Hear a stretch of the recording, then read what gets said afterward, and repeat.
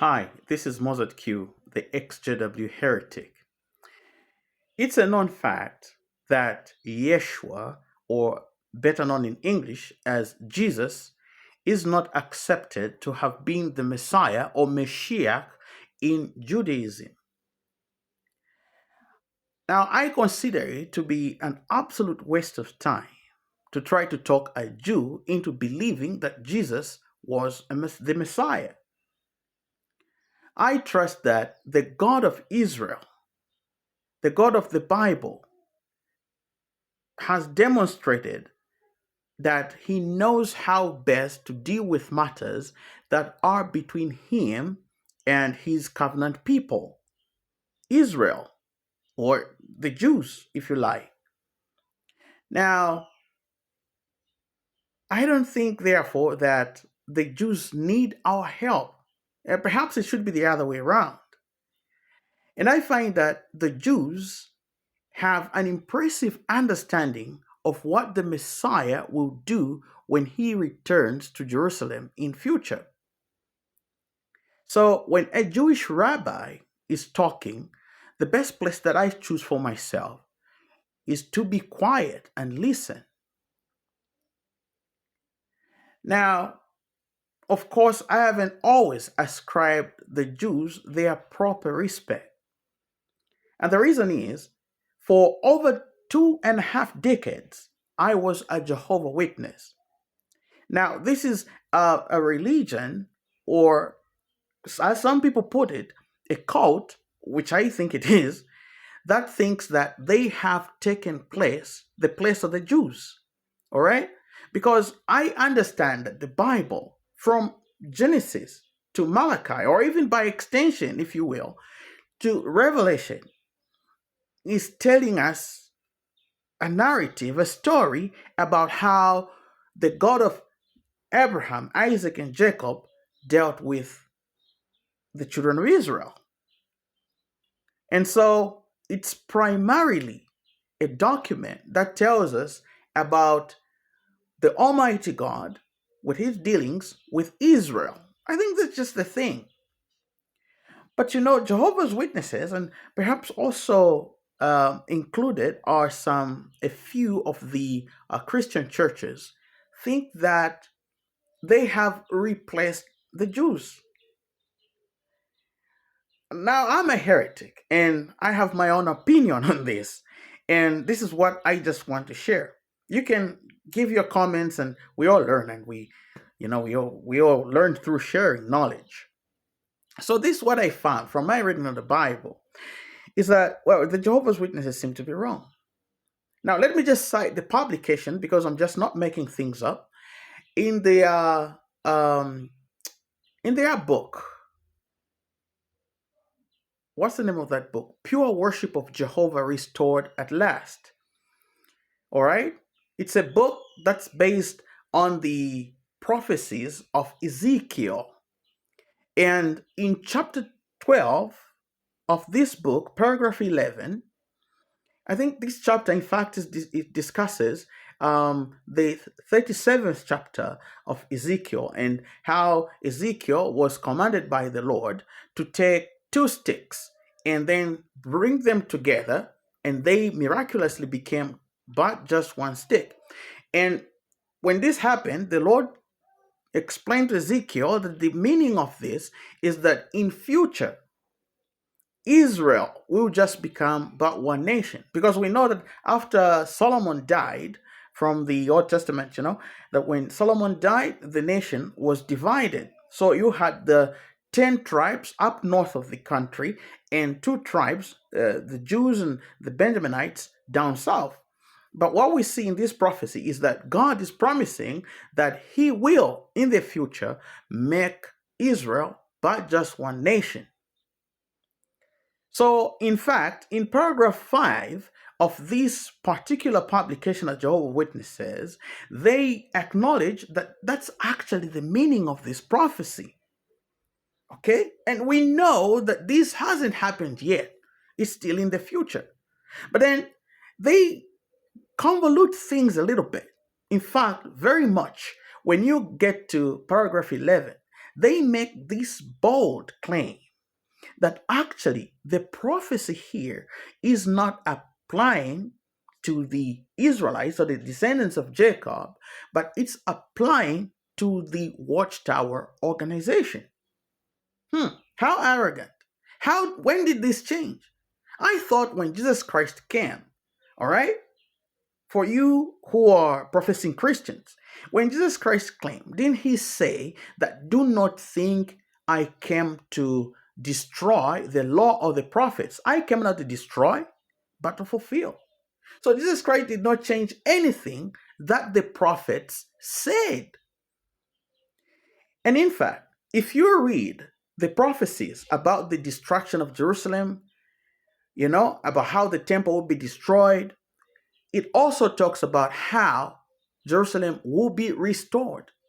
But in the mind of the Jehovah's Witnesses, when they read about the restorative prophecies, in their mind, just as they say in this book, they think that they have taken the place of the Jews. Because actually, in this book, they are saying that beginning the year 1914, God had rejected the Jews and replaced them with the Watchtower organization. If you read this book, in that paragraph, you find the jargon like he replaced them with the anointed. Never mind the jargon. What the Jehovah's Witnesses are simply telling the world is that their organization, not only in 1914 became the one and only true religion, but they also became a spiritual nation. So when they read prophecies like the one in Zechariah chapter 8:23, 10 men out of all the nations will grab hold of a robe of a man who is a Jew and say, "We'll go with you, people, for we've heard that the Lord is with you." The word there, Jew, applies to them. Anything you read about in the Bible that talks about the Jews, the Israel, for the Jehovah's Witnesses doctrine, it's applying to them. Wow. You see, this is what had been my spiritual food for over 20 years. Anti-Semitism, so deeply rooted in the teachings of the Jehovah's Witnesses. Where do they get this stuff? Now, I understand that for the Jews and any Jew who might be listening to this, I do appreciate that they don't recognize the so-called New Testament part of the Bible to be legally part of the Bible canon. All right. Now, like I already said, it's not my business to get between a Jew and the God of his forefathers. It's never my business. But what I just want to show is that nowhere in the Bible, not even in the New Testament, do we find anything that suggests that God has rejected his covenant people, the Jews. Not even any one so-called Christian writer ever penned those words that the Jehovah's Witnesses have included in their literature. And if there was ever one, I think it should have been the Apostle Paul. All right? Wasn't he the apostle that Jesus Christ handpicked and sent him to spread the gospel about him to the Gentiles? He was. But and also we know that the apostle Paul suffered a great deal, in spreading a message that to the ears of the Jews was supposedly out of line and blasphemous. And we also know, according to what's widely accepted, that Paul was martyred for this. So if ever there was anyone, it should have been one of these apostles. And I think it should have been most likely been Paul. But not even Paul says that the Jews have been rejected by God because of rejecting the gospel. You have to check out what Romans 11 says, because in it, Paul addresses this matter in depth. And in fact, he's got some sobering counsel for people of the nations, the Gentiles, in how we ought to look at the Jews, albeit the fact that they don't accept Jesus to have been the Messiah. All right. So what does Paul say in Romans chapter 11? Now, because I'm an ex-JW and a JW might be listening to this, I want to quote and I want to read from the translation of the Jehovah Witnesses, translation of the Bible that's called the New World Translation. And so in chapter 11 of Romans, Paul begins by asking this question, the very question that I'm dealing with in this video. I ask then, God did not reject his people, did he? By no means. For I too am an Israelite of the offspring of Abraham from the tribe of Benjamin. God did not reject his people whom he first recognized. Do you not know what the scripture says in connection with Elijah as he pleads with God against Israel? Do you get the point? God never rejected the Jews, has not rejected the Jews. At least we know that by the time Paul is writing his first letter, he's writing his letter to the Romans, God has not rejected the Jews. Okay? And if you come to verse 28, because somebody may argue, you're not talking about the Jews that rejected Jesus Christ or the Jews that today have rejected Jesus Christ or refused that he was the Messiah. Does that make them rejected? Let's see. In 28, Paul says, true, with respect to the good news, they are enemies for your sakes, but with respect to God's choosing, they are beloved for the sake of their forefathers. Did you get that? Another version says the Jews have become enemies of the gospel. Yes, the gospel about Jesus. This is what Paul is saying. But he says, even when they reject the Messiah, even today, when a Jew is saying, I don't believe in that Jesus Christ, I don't believe he was ever the real Messiah, it's pointless to begin to want to have an argument, to fight over such kind of things. Paul says that they are beloved. God never rejected his people. And in fact, when you read the Bible, the ones that are exclusively called God's people as a nation is the Jews, the Israelites. And that's what the Bible is all about. Okay, this has not changed. All right? So I'm not looking down upon other races. You've got to respect the fact that God made a covenant with a faithful man by the name Abraham,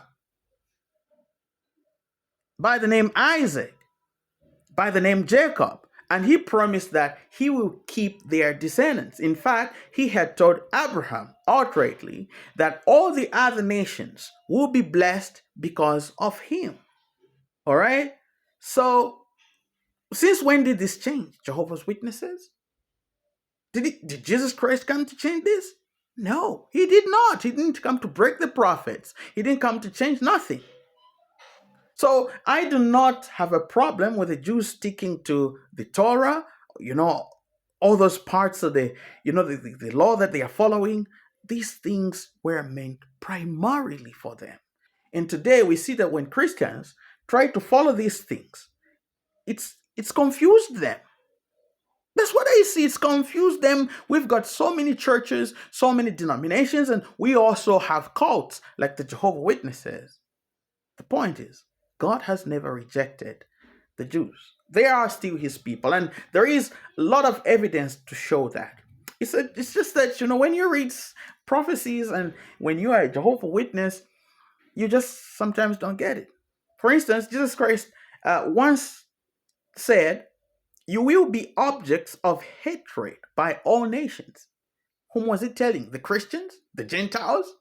No, he didn't mean every random person.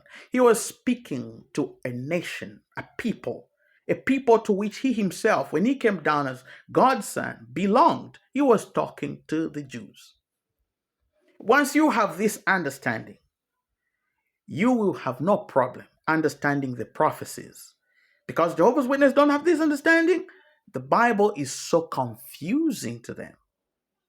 All right.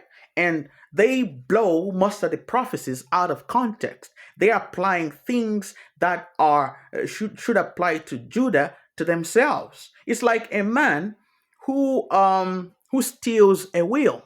That a man writes a will and he dies, and after he's written a will, um, a thief comes by night and steals it from his lawyer, so that it should apply to him. Where do you know where that big house is, or where his big farm is? How do you even justify it as yours? Okay, it will just confuse your children, and this is what has happened to the Christians. It's confused them because they don't understand this. Now I'm saying what's happened to the Christians, because I know Jehovah's Witnesses may not be the only ones on this wagon, this anti-Semitic wagon. Okay, so I just want to show you something again from the newer translation, And I just want to ask this question, to answer this question. The fact that a person becomes a believer, okay, which is called, like, many people call themselves, like, becomes a Christian, believes in Jesus Christ, does it make you equal to a Jew? Well, the fact is that, well and good, you have believed in Jesus Christ, but does this make you a Jew, as Jehovah's Witnesses think that they have become the spiritual Israel, taking the place of natural Israel? There is good counsel that Jesus Christ gave to the congregations, the 7 congregations, but 2 of those congregations, the congregation of Smyrna and the congregation of Philadelphia, if you read in Revelation chapter 2 and 3. So this is what he calls these people that made themselves equal to the Jews. All right, they were thinking, well, because though we Gentiles, now that we believed in Jesus Christ, we can also call ourselves Jews. All right, so in Revelation chapter 2 verses 8, and to the angel of the congregation of Smyrna write, these are the things that he says, the first and the last, who became dead and came to life again. I know your tribulation and poverty, but you are rich, and the blasphemy by those who call themselves Jews and really are not, but they are a synagogue of Satan. Did you hear that? A synagogue of Satan. People who falsely claim, because they become Christians and they want to call themselves Jews. Synagogue of Satan. In chapter 3, he's talking to the other group, another group in a different congregation in Philadelphia. Look, I will make those from the synagogue of Satan who say they are Jews, yet are not, but are lying. Look, I will make them come and bow before your feet and make them know that I have loved you. So God loves the Jews, but he condemns anyone who thinks they've become like the Jews just by virtue of believing that Jesus was the Messiah. No, it don't work like that. Now, you see, they are called the synagogue of Satan. But these people who are called the synagogue of Satan were actually better than Jehovah's Witnesses. They did not say that God has rejected the Jews. No, they come into the congregation to be among the Jews, among the believing Jews, and by that they thought they had become the same as the Jews. But Jehovah's Witnesses are not saying they have become like the Jews. They are saying the Jews have been rejected and replaced by their organization. So if those ones in Revelation were called a synagogue of Satan, what are we to call Jehovah's Witnesses? You can think about that. All right? And, just one point that I want to make is that, Paul called it in Romans, if you read. I don't know what other words are used in other versions, but I know that the New World Translation says that it's arrogance to look down on a Jew.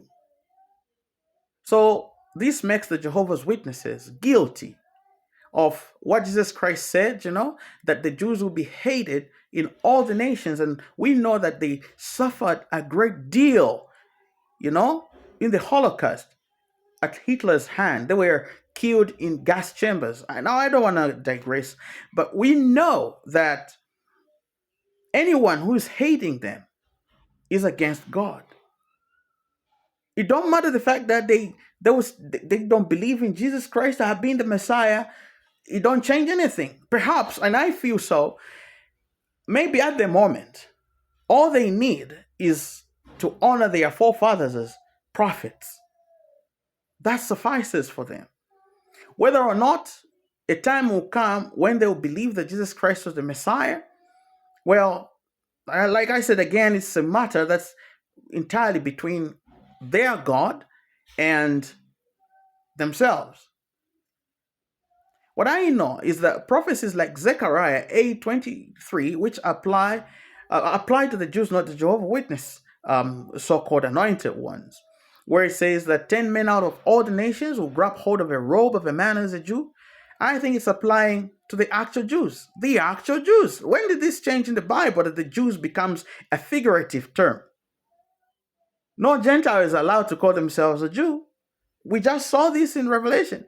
And it's in Revelation that we see that he will make people that are claiming to be to be Jews, falsely so, he will make them come bow down before the feet of the Jews. So a time is coming when, obviously, when the Messiah comes, according to Jewish, how the Jews interpret prophecy, and I feel they have the best interpretation of the prophecies pertaining to when the Messiah returns. And for them, it's the first time the Messiah is coming, okay? But like I'm saying, I'm not trying to argue with a Jew, but I'm just saying that it seems when the Messiah comes, he's returning to Jerusalem. Because in Zechariah chapter 2, verse 12 and 13, I think, the prophet there makes it very clear that God will actually give attention to the Jews in the future. And he says all nations must be silent because it will puzzle people like the Jehovah's Witnesses, like the Christians who think that they have become better than the Jews even, or that they have replaced the Jews. All right? So God will still give attention to the Jews. Read about the Bible. This has been the situation. When the Jews err as a nation, God himself would take care of the nations. And he wouldn't need anyone to advise him, any one of the people, the Gentiles, to advise him on how to deal with his covenant people. He knows how he will deal with them. So I think this is the worst part of the Jehovah's Witness doctrine, where they are using this anti-Semitism, to claim that God has rejected the Jews. It's just horrible. It's a shame, and I think it's the dirtiest part of the Watchtower doctrine. Enjoy your day.